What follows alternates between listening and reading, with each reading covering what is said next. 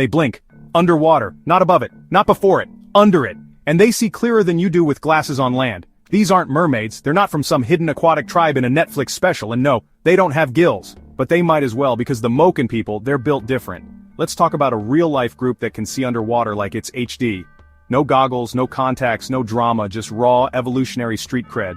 These are the Moken, also known as the Sea Gypsies, and they've lived for centuries like they've got the sea on speed dial. So who are they? They're an Austronesian ethnic group living in the waters between Myanmar and Thailand. Not by the waters, on them, floating villages, boats as homes, fish as friends, sometimes food, sometimes warning bells. They've been sailing these waters longer than GPS has been a concept. Now here's where things get wild. Moken kids have been observed, not in myths, in scientific studies, to see twice as clearly underwater as European children. Why? Because they've literally trained their pupils to shrink underwater. That's right, they override the natural response of the eye to blur out when submerged. Instead of water blurring their vision, it sharpens it. Their brains and eyes adapted because of constant exposure. The more time they spend underwater, the more they fine-tune their focus, like walking biological camera lenses.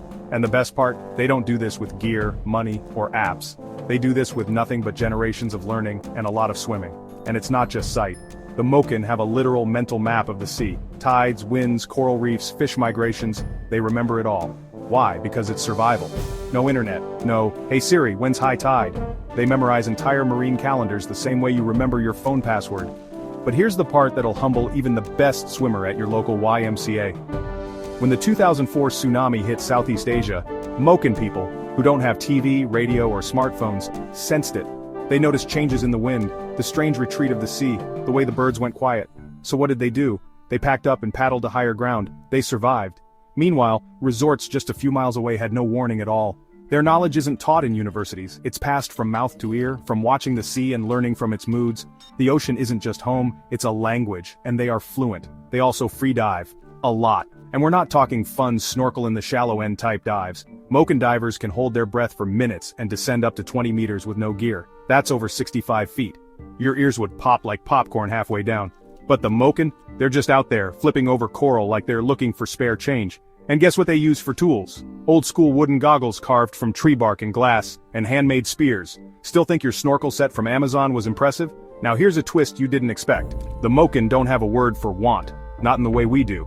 In their language you either need something, or you don't. They live by necessity, not desire. No hoarding, no clutter, no lifestyle influencers, just enough. Their children don't learn to swim. They're born swimming. Before they even learn to walk properly, they're already exploring the shallows, collecting shells, and building an internal GPS of the ocean floor. But modern life is creeping in. Their traditional lifestyle is under threat. From governments who want to settle them on land, to developers eyeing their coastal waters for tourism. And yet, despite being pushed to the edges, they still fight to preserve a way of life that most of us can't even begin to wrap our minds around. They know tides like we know memes. They know coral like we know coffee shops. And they know survival like it's in their DNA because for them, it literally is. The Moken are not ancient history. They're current, real, and still out there living in harmony with the sea in ways most of us have only seen in storybooks or documentaries. They don't chase the sea follows them. And if you think that's all, hold up. Because the Moken's connection to the sea goes beyond function. It's not just about food and travel. They sing to the sea. They believe in spirits of the water and land. When they anchor their boats, they ask permission from the spirits.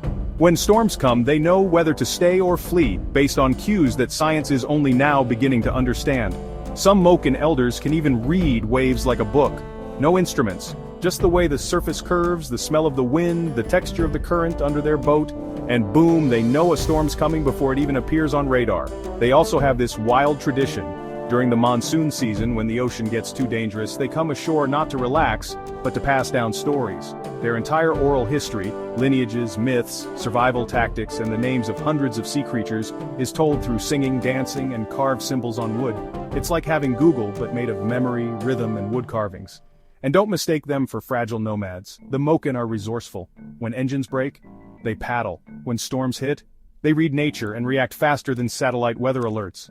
When fish are scarce, they use decades of passed-down knowledge to relocate their camps near coral reefs still teeming with life. Oh, and here's something that'll make you question the advanced world we live in. Moken people can sleep on their boats, in rough seas with babies and not fall overboard, because their balance is that good. Their entire sense of motion has synced with the sea so perfectly it's like their brains are hardwired to sway when the water does. Try walking on a rocking boat for 10 seconds. Now imagine being born on one. Their life might seem extreme, but maybe we're the ones out of touch. The Moken don't need clocks. They read the sun and sea. They don't need calendars. They follow moon cycles. They don't fear isolation. They've found peace in simplicity. And in a world that's constantly rushing to upgrade everything, phones, cars, shoes, even water bottles, the Moken remind us that sometimes ancient is smarter. Sometimes stillness is power. Sometimes the real luxury is knowing your world deeply, not just scrolling through it. They don't measure success in likes or followers or dollars. They measure it in survival, freedom, and harmony with nature.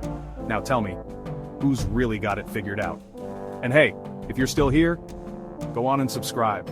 Don't think of it as helping me. Think of it as helping you keep your brain fed with cool stuff like this. And hey, if you don't, that's cool. Just don't be surprised when your next beach trip feels a little basic.